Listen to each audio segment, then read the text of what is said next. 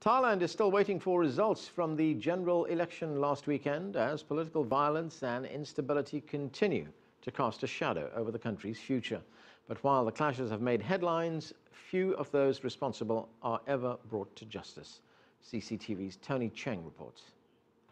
It's been a difficult and dangerous month in Bangkok. On the 1st of February, the eve of the general election, a violent gun battle broke out.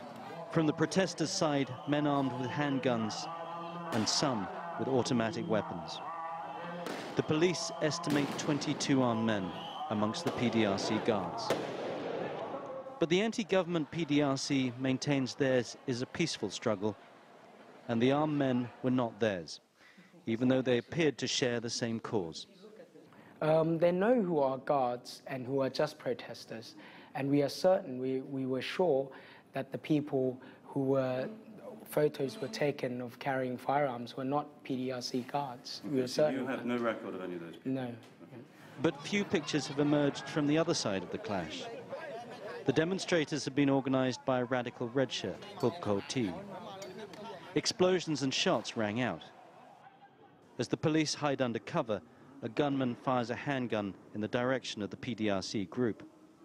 Later, another gunman, his weapon exposed, is clearly operating with the first shooter. We took this footage to the leader of the UDD, the largest of the red shirt groups. They've disowned Koti, but some of their members were there, including the man who comes into the room. Initially, he denies there were any guns on their side, and he says our footage is from elsewhere. But they concede that with the anger and frustration about the election, some red shirts may have turned to violence. If it's true, just only some the shotguns and maybe one or two. Why the other side? You have so many kind of gun. The police have remained relatively muted, as they've been for much of this conflict. They say they've identified some of the shooters, but no arrests have been made, nor any identities revealed. It's amazing to think that just 3 days ago, this was the scene of a huge gun battle in which 6 people were seriously wounded.